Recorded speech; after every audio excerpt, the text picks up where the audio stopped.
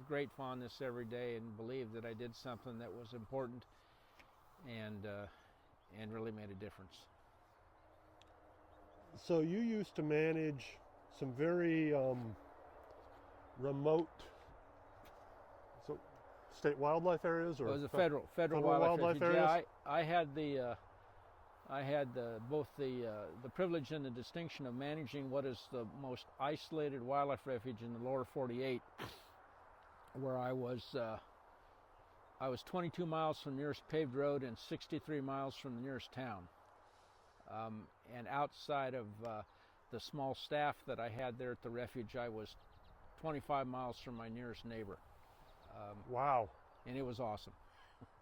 Does that take a special type of wife or spouse to be able to? It did, and my now former wife, but my wife,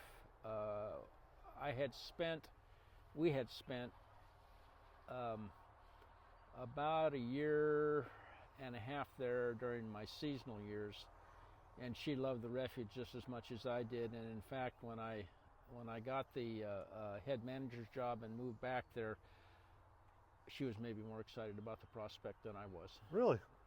And she loved living there, and it was not without logistics. You know, we had to drive 51 miles, 30 of it by dirt road to get to the nearest grocery store, bank, gas station.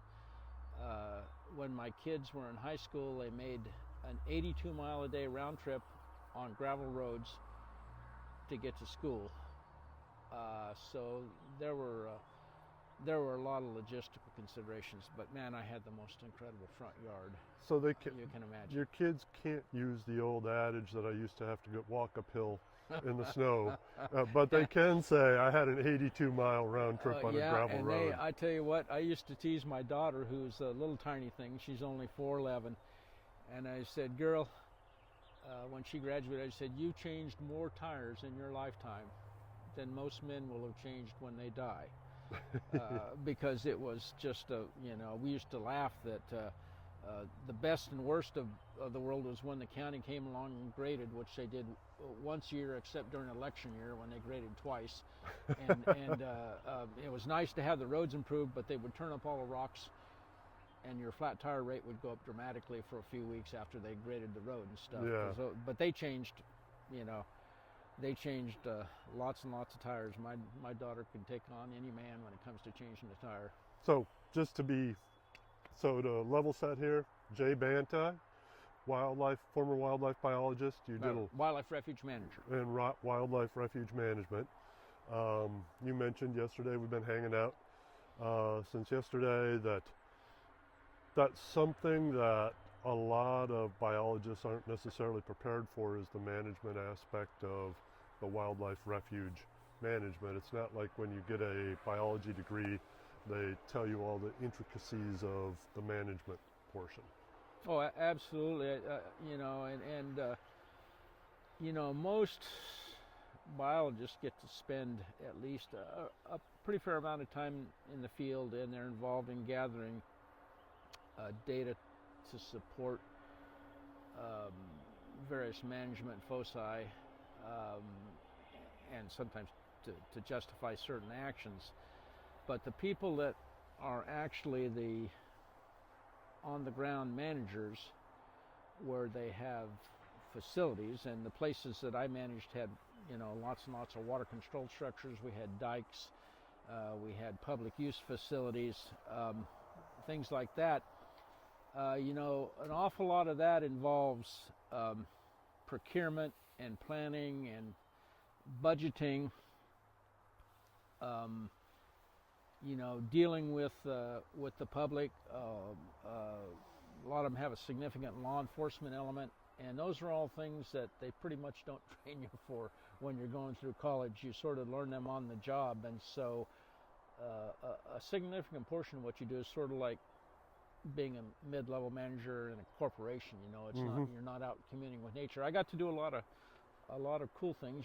I go out and manage water, and I did some inventory, and we did prescribed burning and things like that were really a lot of fun. But the real the real gist of it was I always said that refuge managers had this God complex. We thought we could do a better job than nature, so we had to go out and tweak things.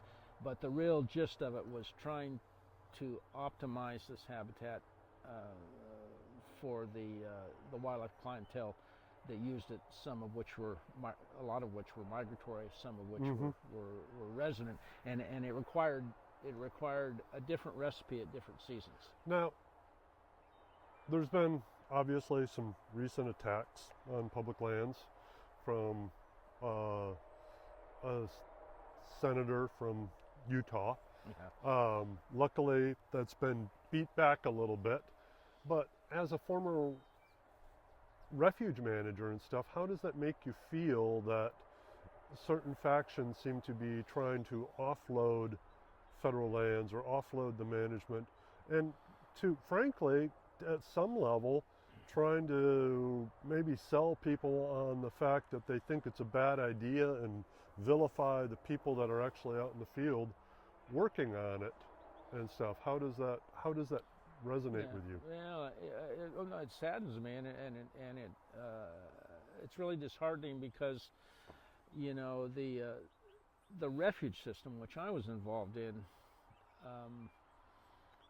was really over time, you know, about setting aside the very most critical and the best. You know, I always tell people, you know, Teddy Roosevelt established the first national wildlife refuge back in 1903, and no country had ever done that. No country had ever set aside lands just for the benefit of wildlife. It wasn't for the benefit of the king's hunting or anything else, just for wildlife. And so it was the best and greatest, which is true of our national parks and true of an awful lot, the majority of our public lands. And you know, I think they don't recognize that there's an enormous diversity of people that go to public lands for a lot of different uses. Some people go to hunt and fish. Some people go, I call public lands my sorting place.